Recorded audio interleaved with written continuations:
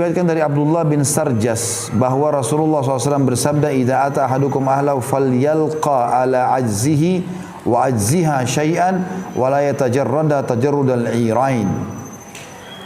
Jika salah seorang antara kalian menggauli istrinya, maka taruhlah sesuatu pada buah pinggulnya dan buah pinggul istrinya, ya, dan janganlah keduanya telanjang seperti dua ekor unta. Kata Abu Abdurrahman An-Nasai, hadis ini adalah hadis mungkar. Sadaqa bin Abdullah salah satu perawi yang sangat lemah. Ya, karena ada orang begitu ya, keyakinan di beberapa daerah kita, mereka bahkan subhanallah tidak pernah lihat badan istrinya. Karena merasa malu, aib, maka harus ditutup. Kecuali di depan umum itu nggak boleh. Tapi kalau dia berduaan, ini keliru. Ya, karena banyak riwayat menjelaskan kalau Nabi SAW pernah mandi berdua dengan Aisyah tanpa kain, ya. Kemudian Nabi SAW tadi Aisyah mengatakan, saya melihat Nabi SAW mandi junub dan saya melihat air basah turun. Artinya Nabi SAW dilihat oleh Aisyah tanpa menggunakan pakaian. Itu menandakan dibolehkan pasangan suami istri untuk itu. Ya. Yang penting sekarang orang menggunakan atau tertutup dalam sebuah ruangan. Jadi walaupun di atas ranjang tidak menggunakan selimut tidak melanggar. Ya. Nanti orang harus menggunakan selimut, menutup badannya karena ketakutan. Sama juga pernah pertanyaan masalah wudu. Boleh nggak wudu di kamar mandi sementara saya telanjang? Ya boleh asal bukan tempat umum. Kalau di tempat umum orang lihat ya nggak boleh.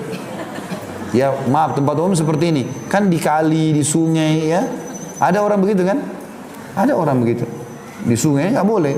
Tapi kalau di tempat tertutup kayak kamar mandi di rumah kita, nggak ada masalah.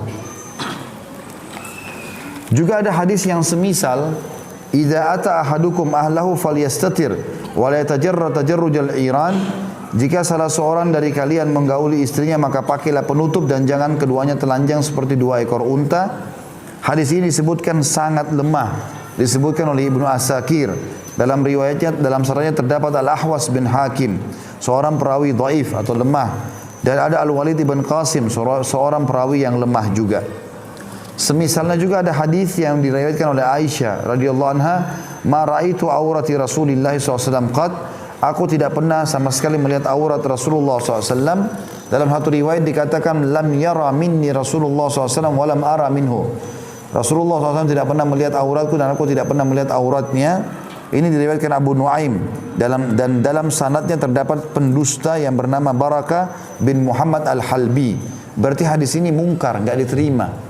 Enggak benar, Aisyah enggak pernah lihat aurat Nabi, Nabi tidak pernah lihat aurat Aisyah. Ini hadis yang mungkar, ditolak oleh para ulama. Makanya di sini dijelaskan di footnote-nya. Diriwayatkan Abu Nuaim di jilid 8 halaman 247 dan dikatakan dalam sanadnya terdapat tadi seorang pendusta Barakah bin Muhammad Al-Halbi.